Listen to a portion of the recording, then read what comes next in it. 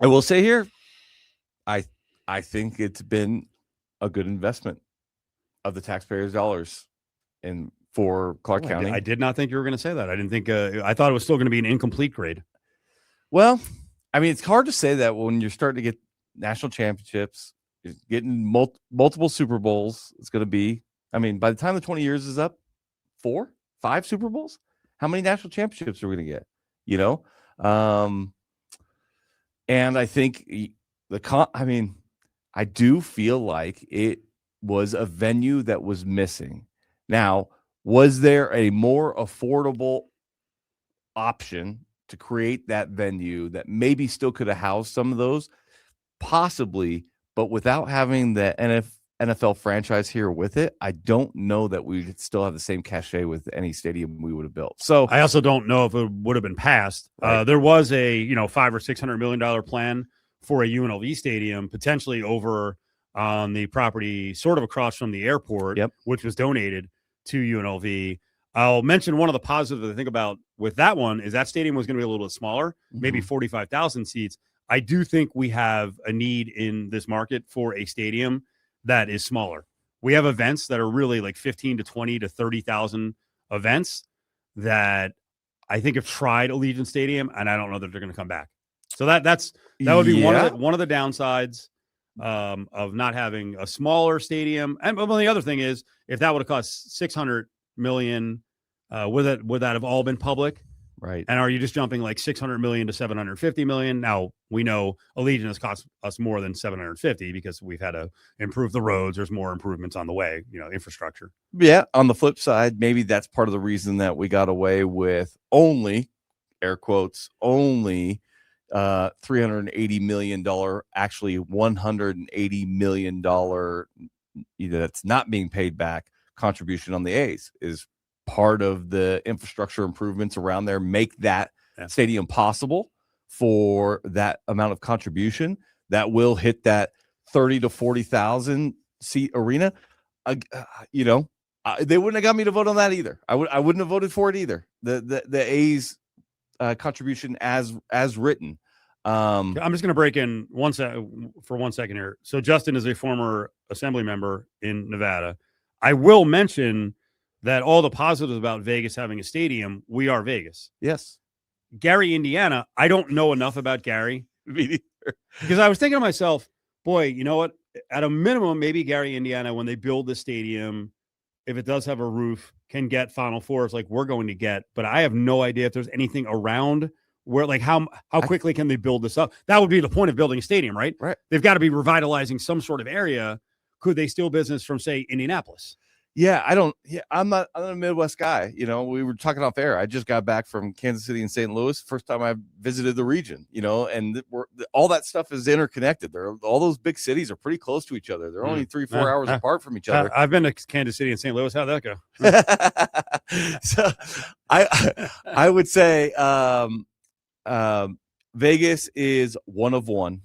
I don't think that the finances and what that building that stadium and what it resulted in is translatable to any other market outside of maybe Orlando and Miami. But the important part was it was a new franchise to the region when they did it. It was the second major league, third if you count WNBA, major league professional sport team in the region. It's the NFL. It's the big coup. Get people in Gary, Indiana have probably already been Bears fans forever. Does it add any Bears fans? What are you going to do for the hotel structure around there? Does everybody got to stay in Chicago and then try to get over to Gary? I don't know the area well enough to say, but I do know enough to say that when we were looking at Allegiant Stadium funding and all of the evidence that went up and down the coast, across the country, throughout the Midwest and the coastal regions, no publicly funded stadium had ever had an ROI to the taxpayers. Yep. And maybe Allegiant doesn't have an ROI like that either in the traditional sense. It's indirect business. Indirect. Yep. Right. So I thought it was interesting. Our buddy JT the Brick wrote this about stadiums because he was getting on Illinois for not backing, the money part of it. if they do move to Indiana, the Bears. He said it's not the owner's responsibility to pour the concrete and lay steel. Owners pay for the team, including player salaries, team staff, and all internal expenses. Cities and states actually chip in for many reasons. It's a partnership with the team and city or state. Is it a partnership? I mean, to some extent, legally, they have argued successfully that, yes, it is a partnership, right? The Cleveland Browns are still called the Cleveland Browns because the city sued and argued that that is connected to the city and it's part of their ownership of it. So I think, yes. And in some of these contexts, there are agreements. I think there is a partnership agreement between the Raiders and Las Vegas, because my least favorite part of this whole funding, we own the stadium. And it's all for you, Las Vegas. Yeah. But we don't get any of the direct benefit. We only get the losses associated with owning the stadium. But we technically, legally own the stadium. It is ours. When the lease is done, it is ours. And so whether that's a burden like the Superdome, or whether it's still a prized possession 30 years from now, who's to say? But yes, I think now moving forward, they are legally a partnership. Now, whether that's the way it has to be or not, I think depends upon your leverage.